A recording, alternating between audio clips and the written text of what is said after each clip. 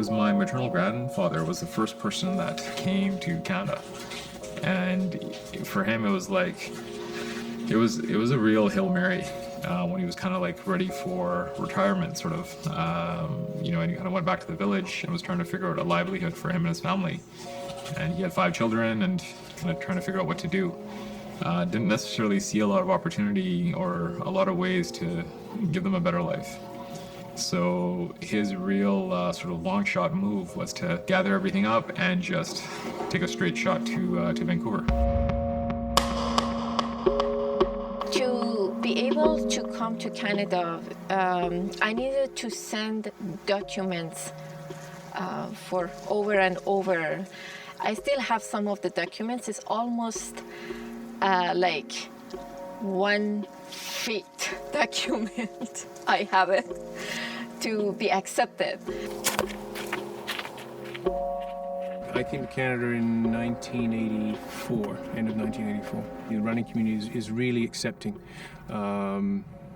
You go out for a run with a bunch of people you've never met, and by the time you get back from that run, you're friends. In terms of the greater community, and there was some, cultural differences, even though, Canada and England are relatively similar there, the people are a little bit different. I was in my teens when I came here, so essentially, we didn't have much of a choice. Not that we would have made a different choice, but we moved as a family. There was one incident where there were some, rude spam callers that would phone the house every once in a while, and my dad was usually quite polite with them.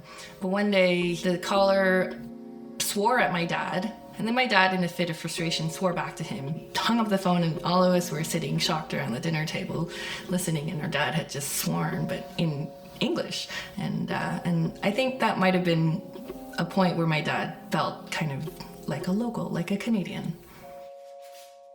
We moved to Vancouver in mid-2002. It was a wonderful experience for us because everyone that we talked to was very open and accepting. And we were here for a year, and that's when BC allowed same-sex marriage. And so we were able to be married in our home here in October 2003, on October 25th. I didn't feel any prejudice with respect to entry into the profession, whereas I think that for the generation before me, you understood there was a certain amount of racial discrimination. I was primarily in government, both provincially and federally, and when they came around to appoint visible minority groups as judges, of course, I was visible.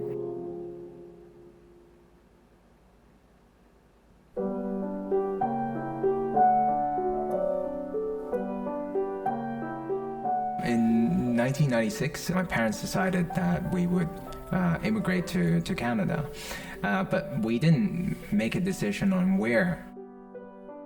We did a trip to Calgary, to Toronto, and to Vancouver. I believe the trip was in the winter, and so it was very easy for us to decide, because in Calgary we had to wear 6 layers of clothes.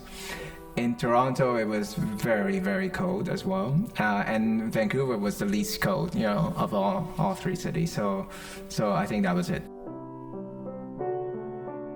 I'm originally from El Salvador, San Salvador, El Salvador, and that's where my family is from, as far as we know, for generations. El Salvador had its civil war starting in 1979, and my father, he worked through various church organizations and was involved in community projects and things, particularly things like women's cooperatives and through various organizations.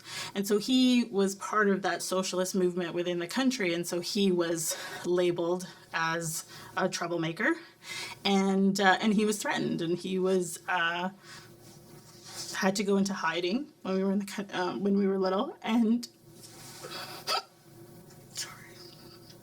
he tried to make various connections to try and find a way to get the family out. And through the Canadian Baptist Association, they were able to find a church in Canada who was willing to sponsor families. Talking later with my mom, she was scared because we were driving through Alberta prairie and coming from a super populated, 8 million people in a city to swaths of open prairie.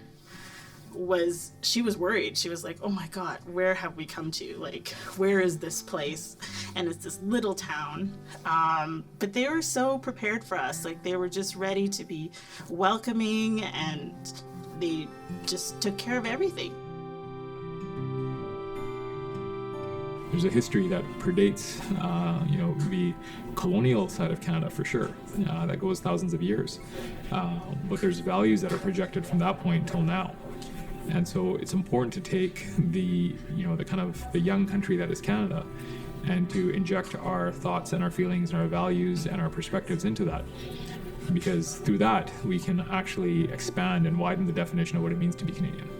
Very unique to Canada, the widespread commitment to volunteering and giving back to the community.